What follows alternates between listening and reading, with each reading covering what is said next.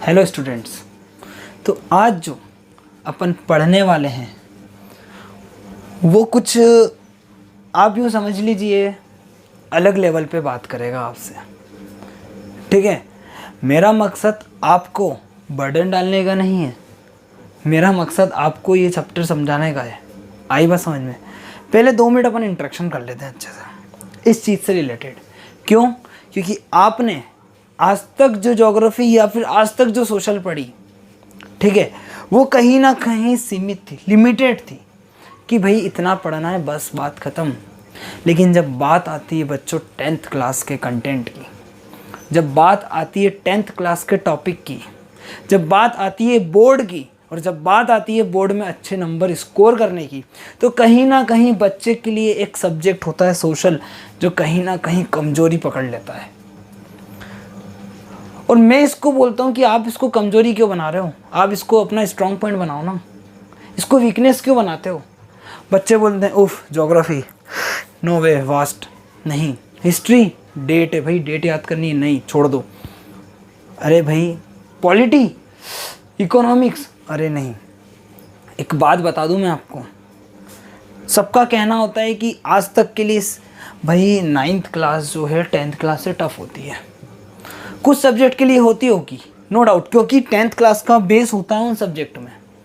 और ज्योग्राफी में भी, सोशल में, ज्योग्राफी छोड़िए, सोशल में आपने 9th क्लास में सब चीज़ें बेस लाइन तैयार करा, ठीक है ना। सोशल में आपने क्या करा भाई? ज्योग्राफी में 9th क्लास में इंडिया के बारे में देखा, हिस्ट्री में पूरी दुनिया के बारे में जाना, पॉलिटी में बेसिक देखा कि डेमोक्रेसी क्या होती है भाई, कॉन्स्टिट्यूशन क्या होता है, किस तरीके से संविधान बना, देश का इतना बड़ा संविधान जो कि तैयार कर दिया गया आपके सामने लाकर, ठीक है ना। वीडियो छोटी जाए बड़ी जाए कोई फ़र्क नहीं पड़ता, फ़र्क ये पड़ता है कि आपको कितना समझ में आ रहा है। आपके सामने इतना बड़ा संविधान ला के रख दिया और वो आपने 9th क्लास में बेसिक उसका स्ट्रक्चर पढ़ा, है ना, और उसको 10th क्लास में आप एडवांस लेवल पे पढ़ोगे, 10th क्लास में आप ज्योग्राफी एडवांस लेवल पे पढ़ोगे। 10th क्लास, 10th बोर्ड है। मैं कहता हूँ इस समय का आप यूटिलाइजेशन करिए, जितना ज़्यादा अच्छे से पढ़ सकते हो, जितना ज़्यादा अपना बेस मजबूत कर सकते हो बच्चों कर लीजिए। क्यों? क्योंकि सोशल कहीं ना कहीं आप जानते हो आपको इसमें एग्ज़ाम में लिखना होगा, आपको एग्ज़ाम में अच्छे से कॉपीराइट करना पड़ेगा कि भाई मैंने लिखा है ये देख लीजिए, ठीक है ना। क्योंकि क्या होता है, जो टीचर सोशल की कॉपी चेक करके, वही टीचर बार बार बच्चों की कॉपी चेक कर करके कहीं ना कहीं बोर हो जाता है। तो आप में ऐसी क्या खासियत आ जाएगी कि वो आपको नंबर दे देगा? हम वो बताएंगे, सीधी सी बात है। वो कंटेंट मैं दूंगा आपको, वो चीज़ें मैं आपको बताऊंगा, बस आप मेरे साथ बने रहिए और यहाँ पर अच्छे से ध्यान से बिल्कुल फोकस करके पढ़ते रहिए। चीज़ें एक दिन में नहीं होंगी, लेकिन एक दिन जरूर होगी, किसी महान पुरुष ने कहा है। आई बात समझ में? तो अब अपन वीडियो स्टार्ट करते हैं। मेरा मकसद आपको सिर्फ ये कहने का था कि आप अपना माइंड सेट कर लीजिए, इस साल काफ़ी मेहनत करनी है, इस साल लग के मेहनत करनी है और इस साल बहुत कुछ करना है। आई बात समझ में? कंपटीशन लेवल पे भी आपको ये बहुत अच्छे से यूज़ होने वाला है, आगे वाली हायर क्लासेस के लिए आपको यूज़ होने वाला है। अरे भाई अपने देश के लिए तो पढ़ना है, देश के बारे में ही तो पढ़ना है, तो फिर किस बात का गम? आई बात समझ? किस बात का डर? तो आज अपन जो चैप्टर पढ़ने वाले हैं, अब अपन स्टार्ट करते हैं। रिसोर्सेज एंड डेवलपमेंट, संसाधन एवं विकास, ठीक है। हिंदी इंग्लिश का कोई इशू नहीं आने वाला आप लोग के साथ। आई बात समझ में? रिसोर्सेज एंड डेवलपमेंट, संसाधन एवं विकास। इसको पढ़ने के पहले एक ओवरव्यू बना के देता हूँ आपको मैं चैप्टर का। सबसे पहली चीज़ अपन इस तरीके से पढ़ेंगे कि चैप्टर में से कुछ भी ना छूटे, और वो पढ़ेंगे जो एग्जाम पर्सपेक्टिव के लिए सबसे ज़्यादा इंपॉर्टेंट है, और वो लास्ट ईयर के क्वेश्चन पेपर में आए हुए क्वेश्चन है। आई बात समझ में? क्योंकि धीरे धीरे बच्चों की वीकनेस बनते जाता है। आप क्या करते हैं? आगे पाठ पीछे सपाट, आगे पाठ पीछे सपाट।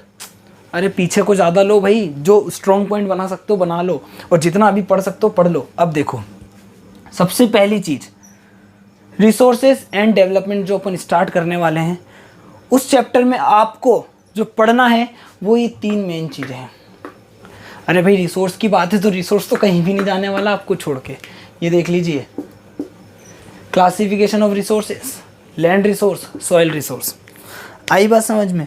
पहली चीज़ क्लासिफिकेशन ऑफ रिसोर्स, कि रिसोर्सेज भाई है कितने टाइप के, वो पढ़ेंगे। तो पार्ट फर्स्ट में सिर्फ इस वीडियो में आज अपन, ये वीडियो थोड़ा लंबा जा सकता है क्योंकि अपन ने इंट्रोडक्शन देखा, इस वीडियो में आज अपन सिर्फ क्लासिफिकेशन देखेंगे रिसोर्सेज का। नेक्स्ट वीडियो में लैंड रिसोर्सेज के बारे में और जो छोटे छोटे लैंड डिग्रेडेशन है ना, रिसोर्स प्लानिंग जो आज अपन देखेंगे है ना, ऐसे जैसे अब सॉइल एज अ रिसोर्स में क्या होगा, सॉइल सस्टेनेबल डेवलपमेंट इसमें आ जाएगा। कुछ कुछ चीज़ें हैं जो धीरे धीरे धीरे इन पॉइंट्स में अपन डालते जाएंगे, इनके सब पॉइंट्स भी होंगे, ठीक है, और सारी चीज़ें अच्छे से कवर होंगी। तो अब अपन स्टार्ट करते हैं रिसोर्सेज एंड डेवलपमेंट। तो बच्चों आप लोगों ने 6th 7th 8th में 9th में अच्छे से पढ़ा है कि रिसोर्स क्या होता है। रिसोर्स होता है संसाधन। सबसे बेस्ट एग्जाम्पल, ये चीज़ जब तक मैंने यूटिलाइज नहीं करी, जब तक मैंने इसका यूज़ नहीं करा, ये सिर्फ एक अवेलेबल थिंग थी, है ना। मेरा दिमाग चला, पहली चीज़ ह्यूमन, दूसरी चीज़ मेरा दिमाग चला, मैंने टेक्नोलॉजी का डेवलपमेंट करा, मैंने टेक्नोलॉजी का डेवलपमेंट करा, और मैंने टेक्नोलॉजी का डेवलपमेंट करने के बाद मैंने इकोनॉमिकली क्या करा, फंक्शन करा। इकोनॉमिकली फंक्शन करा मतलब मैंने ट्रांजैक्शन करा, कुछ मैं मार्केट में गया इसको परचेस करने के लिए, मैंने दिमाग चलाया, मैं मार्केट में गया परचेस करने के लिए, मतलब मैंने टेक्नोलॉजिकली भी यूज़ करा, मैंने इकोनॉमिकली भी इसको यूज़ करा, और जो अवेलेबल थिंग थी उसका यूटिलाइज कर लिया, उसको मैं खरीद के लिए आया और मैं आपको पढ़ा रहा हूँ। आई बात समझ में। तो किसी भी अवेलेबल थिंग का यूटिलाइजेशन करना with the help of technology and economic function, then it becomes resource. Understand. तो रिसोर्स क्या होता है पता पड़ गया। अब मेरी बात सुनना, रिसोर्स कितने टाइप के होते हैं। रिसोर्स के कुछ टाइप होंगे। सबसे पहली चीज, रिसोर्स होते हैं दो टाइप के, नेचुरल रिसोर्स और ह्यूमन रिसोर्स। बात खत्म। ठीक है, अपन पढ़ेंगे आज नेचुरल रिसोर्स। ठीक है, ह्यूमन रिसोर्स को चैप्टर के सबसे लास्ट में टच करेंगे, क्योंकि इसके मैं बारे में आपको कुछ चीज़ें क्लियर करूंगा और आपके अंदर की आत्मा को भी झिंझोड़ूंगा। मैंने बोला ह्यूमन रिसोर्स को बाद में पढ़ेंगे, मैंने बोला आज पढ़ेंगे अपन नेचुरल रिसोर्स। और नेचुरल रिसोर्स भाई सीधी सी बात है, आप खाना खाते हो तो आपके खाने की थाली में सिर्फ चपाती होती है क्या? खाना खा रहे हो, खाना, अब मैं आपने दोस्त को बोला मैंने खाना खाया, मैंने सिर्फ एक रोटी खाई क्या? मैंने सिर्फ रोटी खाई क्या? 10 रोटी खा ली क्या? नहीं, खाने में काफ़ी चीज़ें होती हैं। आई बात समझ में। ऐसे ही रिसोर्स में काफ़ी चीज़ें होंगी, काफ़ी तरह के रिसोर्स होंगे। मैंने बोला मैंने कपड़ा पहना, मैंने ऊपर भी शर्ट पहना नीचे भी शर्ट पहना क्या? नहीं ना, मैंने कपड़े पहने अलग अलग टाइप के। आई बात समझ में। अच्छे से सुनना, मैंने बोला रिसोर्सेज, नेचुरल रिसोर्स और ह्यूमन रिसोर्स। अब इन नेचुरल रिसोर्स क्या होगा? इन नेचुरल रिसोर्सेज की भी कुछ टाइप हैं। पहली चीज़, नेचुरल रिसोर्स मतलब प्राकृतिक संसाधन। भाई आपको कहीं ना कहीं नेचर से कनेक्टेड होंगे, ना ह्यूमन की बात होगी ना ह्यूमन मेड रिसोर्स की बात होगी। जो आपको नेचर में मिल रहा है वो नेचुरल रिसोर्स है। ठीक है, अब वो कौन कौन से टाइप्स के आते हैं? सबसे पहली चीज़, मैंने आपको ये छोटा सा कर्व बनाया है ना, मैंने आपको एक शेप दिया है, मतलब मछली टाइप का। ठीक है, इसको मछली बना ही देता हूँ मैं। ठीक है ना, मैंने बोला नेचुरल रिसोर्स को मैंने क्लासीफाइड किया on the basis of origin, on the basis of exhaustibility, on the basis of ownership, on the basis of state of development। आई बात समझ में। इसको अच्छे से वीडियो को पॉज करके लिख लीजिए। अब सबसे पहली चीज, नेचुरल रिसोर्स मैंने बोला किसको इसको क्लासिफाइड किया on the basis of origin. Origin मतलब ओरिजिन आपने पढ़ा है ना भाई, मैथ्स पढ़ी ना 9th क्लास में, हैं आपने पढ़ा है ना, ओरिजिन क्या होता है? 0 0, है ना। अब मैं यहाँ से निकला भाई, मैंने ट्रेवल करा हैं, मैं 2 2 पे गया भाई, बात खत्म। ये मेरा 2 2 है, इस पे भी 2 है, इस पे भी 2। मैंने बोला मेरी लोकेशन है 2 2, एक्स एक्सिस पे भी 2 है, वाई एक्सिस पे भी 2 है, मतलब मैं ओरिजिन से कहीं चले गया, है ना। तो क्या हो रहा है, नेचुरल रिसोर्स ऑन पहला classification on the basis of origin. Origin मतलब वो कहाँ से निकल रहा है, रिसोर्स कहाँ से निकल रहा है। आई बात समझ में। तो पहली चीज on the basis of origin, इसमें 2 टाइप होते हैं, ए बी, है ना। ए में जो होता है वो होते हैं बायोटिक, दूसरे में ए बायोटिक या नॉन बायोटिक भी बोल सकते हो। ए बायोटिक लिखा, उसके बाद मैंने बोला नॉन बायोटिक। मतलब मैंने बोला भाई बायोटिक 7th क्लास, मैंने आपको बताया था 9th क्लास की एक वीडियो में, है ना। आप जानते हैं geography is the mother of all subject.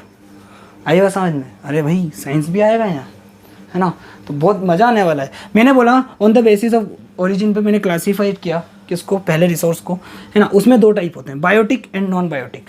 Biotic मतलब बायो बायो भाई, biotic biotic component, biotic component पड़ा है ना कहीं बायोटिक कंपोनेंट, है ना, वो जो लिविंग है, बस वो रिसोर्स जो लिविंग है।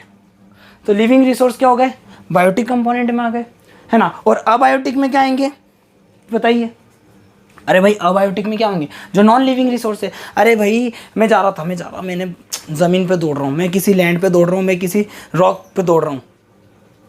अरे मैं तो लिविंग रिसोर्स हूँ, मैं तो बायोटिक रिसोर्स हूँ, लेकिन मैं किसका यूज़ कर रहा हूँ दौड़ने के लिए, एक रॉक का, एक चट्टान का, ठीक है ना। तो वो क्या हो गया, नॉन बायोटिक रिसोर्स हो गया, ठीक है ना। तो बायोटिक में क्या आ जाएगा, लिविंग, और इसमें नॉन लिविंग रिसोर्स। और नॉन लिविंग रिसोर्स भी वो जो नेचुरली ऑकर है, ठीक है। ये नॉन लिविंग है लेकिन ये नेचुरली ऑकर नहीं है, ये मैन मेड है। तो नेचुरली ऑकर जो रिसोर्स होगा वो क्या आएगा, अबायोटिक रिसोर्स में आएगा, ठीक है ना। इसके बाद ओरिजिन समझ में आया। इसके बाद आएगा on the basis of exhaustibility. On the basis of exhaustibility, अरे भाई एग्जॉस्टिबिलिटी, एग्जॉस्ट, अरे भाई कमरे में एग्जॉस्ट लगा रखा है मैंने, ठीक है। एग्जॉस्ट हो रहा है मतलब निकल रहा है, ठीक है, गर्मी निकाल रहा हूँ मैं, ये एग्जॉस्टिबिलिटी होती है ना। तो किस तरीके से वो खत्म हो रहा है, रिप्लेनिश हो रहा है, उसको बोलते हैं अपन एग्जॉस्टिबल रिसोर्सेज, है ना। और ये दो तरीके के होते हैं, ये रिसोर्सेज दो तरीके के होंगे, रिन्यूएबल और non renewable, A B, renewable और नॉन रिन्यूएबल रिसोर्स। अरे रिन्यूएबल रिसोर्स आपने पढ़ा है, रिसाइकल, रीसाइकल, रीयूज, कितनी सारी चीज़ें पढ़ी। मतलब वापिस होना, ठीक है ना। तो ये रिसोर्स वो रिसोर्स होते हैं जो रिन्यू हो जाते हैं, वापिस से बन जाते हैं, ठीक है। और ये वो रिसोर्स होते हैं जो वापस नहीं बन पाते। अरे भाई कितनी बार पढ़ा है 6th 7th 8th में। नॉन रिन्यूएबल रिसोर्सेज वो रिसोर्स होते हैं जो एग्जॉस्ट हो जाते हैं, तो उनका क्या होता है भाई, लाखों करोड़ों साल लगते हैं बनने में, या तो फिर वो बने ही ना। Fossil fuels best example, fossil fuels क्या हो गया इसका बेस्ट एग्जांपल। और रिन्यूएबल में दो टाइप होते हैं, एक तो हो गया कंटिन्यूअस, हवा एक क्या है बताइए भाई, हवा एक क्या है, नेचुरल रिसोर्स है। हवा एक नेचुरल रिसोर्स है, एग्जॉस्ट के हिसाब से देखा जाए तो वो रिन्यूएबल रिसोर्स है, क्यों बनती जा रही है बार बार। अच्छा हवा मैंने बोला कंटिन्यूअस रिन्यूएबल रिसोर्स है, कंटिन्यूअस रिन्यूएबल रिसोर्स इसीलिए अभी जो हवा का यहाँ पर पार्टिकल है वो कुछ वक्त बाद यहाँ आ सकता है या यहाँ आ सकता है, शायद नीचे भी चले जाए, शायद ऊपर भी चले जाए। आई बात समझ में। तो ये कंटिन्यूअस रिसोर्स था क्या, विंड, वाटर, रिवर वाला, है ना, रुका हुआ नहीं बोलेंगे, वाटर कौन सा, रिवर वाला। आई बात समझ में। और इधर मैंने बोला आपको कंटिन्यूअस हो गया, कंटिन्यूअस के बाद एक हो गया बायोलॉजिकल, क्या हो गया, एक हो गया बायोलॉजिकल। अब बायोलॉजिकल में क्या आएगा अपने हिसाब से बताओ, बायोलॉजिकल में क्या आएगा, ह्यूमन बींग्स। बायोलॉजिकल में क्या आ सकता है बताइए, ह्यूमन बींग आएंगे, वाइल्ड लाइफ आएगी, नेचुरल वेजिटेशन आएंगे। अरे मेरी बात सुनिए, मैं फ्लोर कंटिन्यूस में आ सकता हूँ, क्यों नहीं, लेकिन मैं रुक गया, ठीक है। अच्छा ठीक है, ह्यूमन बींग को रहने दो, वाइल्ड लाइफ लिख लीजिए, वाइल्ड लाइफ हो गया। यहाँ तक पिक्चर समझ में आई, थोड़ा राइटिंग का है पर आराम से इसको समझिए और लिख लीजिए, वाइल्ड लाइफ हो गया, है ना। नेचुरल वेजिटेशन वो तो वहीं रुके हैं, है ना, और क्या है वो रिन्यूएबल है, वापस बन सकते हैं, ठीक है। यहाँ तक पिक्चर समझ में आई। On the basis of exhaustibility पढ़ लिया। अब on the basis of ownership, मैं मालिक हूँ, ओनरशिप हम सब मिलके मालिक हैं, मेरा देश मालिक है, पूरी दुनिया का इस पे हक है, बात खत्म, ठीक है ना। तो on the basis of ownership A B C D चार तरीके से क्या करा गया है, डिस्क्राइब करा गया है, चार तरीके से डिस्क्रिमिनेट करा गया है किसको, नेचुरल रिसोर्स को, on the basis of ownership, on the basis of classified, on the basis of ownership, classified on the basis of ownership, origin, ऐसे याद करना, ठीक है ना। मैंने इसलिए यहाँ पे एक ही बार कॉमन क्लासिफाइड लिख दिया, सब पे क्लासिफाई लगा देना, ठीक है ना। तो पहला ए बी सी डी, है ना। ऑनरशिप में पहला आ जाएगा आपका प्राइवेट, ये टी शर्ट मेरा है, ये पेन मेरा है, बोर्ड मेरा है, लाइट मेरी है, निकाल के दिखा दे कोई,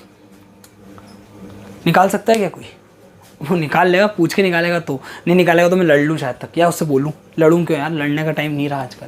आई बस समझ, लड़ाई झगड़े तो कहाँ आजकल, तो कोरोना के चक्कर में तो क्या लड़ाई झगड़े। आई बस on the basis of ownership में पहला आ गया प्राइवेट, इस पर सिर्फ मेरा हक है।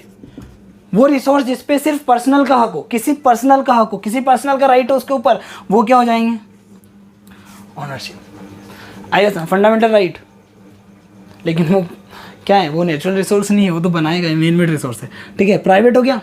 प्राइवेट के बाद पब्लिक, प्राइवेट के बाद भाई अपन पब्लिक कर सकते हैं, या फिर नहीं पब्लिक छोड़िए, बाद में इसको पढ़ेंगे। कम्युनिटी। मेरी बात सुनना, मेरे मोहल्ले में 80 लोग रहते हैं, ठीक है, मेरी कॉलोनी में 80-90 लोग रहते हैं, 80 लोग रहते हैं, लगभग अराउंड 80 पीपल्स रहते हैं, ठीक है ना।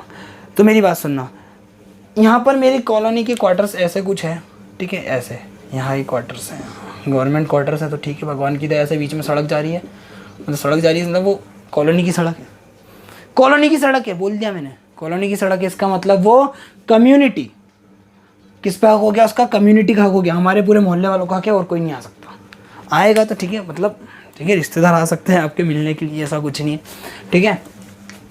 ये हुआ, समझ में आया यहाँ तक, ये कम्युनिटी हो गया। कम्युनिटी के बाद जो बन पड़ेंगे वो है नेशनल। कितना, नेशनल, नेशनल तो राष्ट्रीय है भाई। मेरी बात सुनना, मैं चले गया नदी के पास में, मैंने बोला कोई पानी पी के दिखाओ इस पे, नहीं पिया, और मैं लड़ने चले गया गांव वालों से, तुम पानी पीने का है, और मारा मेरे को, क्या मतलब भाई, और मेरे दोस्तों को भी मारा, ठीक है ना। तो मैंने क्या बोला, उस रिवर पे किसका हक है, पूरे देश का हक है, कोई भी पानी पी सकता है। तो वो रिसोर्स जिस पे पूरे राष्ट्र का, पूरे देश का हक हो, पूरे नेशन का हक हो, वो क्या हो सकता है, वो क्या हो जाएगा, national resource. National on the basis of ownership में नेशनल रिसोर्स हो जाएगा, ठीक है ना। अब मैंने बोला on the basis of ownership में लास्ट है वो इंटरनेशनल, अर्थ। सीधी सी बात है, जैसे क्या होता है, अमेरिका जो है, सीधी सी बात है, बोलता है ना, अब न्यूक्लियर टेस्ट नहीं करना चाहिए, अमेरिका सब पे नज़र रखता है, ऐसे खैर दूसरे देश भी नज़र रखते हैं एक दूसरे पे, पर अमेरिका सबसे ज़्यादा रखता है, ठीक है ना। तो इसलिए क्यों, क्योंकि पूरा अर्थ जो है, आप न्यूक्लियर टेस्ट कर रहे हो, कितना बड़ा ज़मीन, हाइड्रोजन टेस्ट कर रहे हो, कितना बड़ा ज़मीन जो है उसका यूज़ होगा, यूटिलाइज़ करोगे आप, और वहाँ के वेजिटेशन को, वहाँ की वाइल्ड लाइफ को कितना कितना मतलब वहाँ पे डिस्टर्बेंस आएगा, आइए समझ में। तो वो जो है पूरा इंटरनेशनल इशू आ जाता है, तो इंटरनेशनल रिसोर्स हो गया भाई अर्थ, इंटरनेशनल। हाय स्टूडेंट्स, तो मैंने आपको बोला on the basis of status of development, पहला है पोटेंशियल डेवलप्ड स्टॉक रिजर्व। आई बात समझ में। पोटेंशियल रिसोर्सेज में वो रिसोर्स आते हैं जिनको अपन यूटिलाइज कर सकते हैं लेकिन अभी कर नहीं रहे। आई बात समझ, जिनको अपन यूटिलाइज कर सकते हैं लेकिन अभी अपन कर नहीं रहे हैं, वो कोई भी वजह हो सकती है। दूसरा इसमें आ जाएगा, जैसे राजस्थान में आप विंड एनर्जी, सोलर एनर्जी का डेवलपमेंट कर सकते हो लेकिन अपन अभी कर नहीं रहे किसी वजह से, ठीक है। उसके बाद डेवलप्ड रिसोर्स, अरे भाई रिसोर्स जो हैं डेवलप हो चुके हैं, कोल माइंस डेवलप्ड है वो रिसोर्सेज, ऐसे अब अपन उसको क्या कर रहे हैं, यूटिलाइज कर रहे हैं, तो वो डेवलप्ड रिसोर्स में आ गया। उसके बाद मैंने बोला स्टॉक, उसके बाद मैंने बोला आपको स्टॉक, अरे भाई वाटर अबंडेंस में है, काफ़ी क्वांटिटी में अवेलेबल है, ठीक है। 2/3 जो है अर्थ का किससे कवर्ड है, वाटर से कवर्ड है।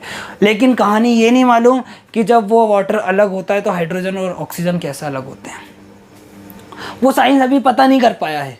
आई बात समझ में। तो अपने पास स्टॉक है लेकिन उसके पीछे की कहानी आपके पास नहीं है, तो ये किस में आ जाएंगे, स्टॉक में। सुनना, बहुत इंपॉर्टेंट चीज़ें हैं ये। डायरेक्ट क्वेश्चन या तो 3 नंबर में, 5 नंबर में, या 1 नंबर में MCQ में हर बार एग्जाम में कहीं ना कहीं आपको देखने को मिलेगा, ठीक है ना। उसके बाद लास्ट बचा रिजर्व।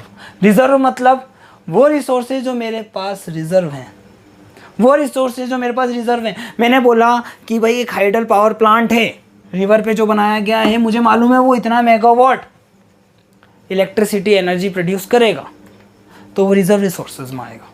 आई बात समझ में।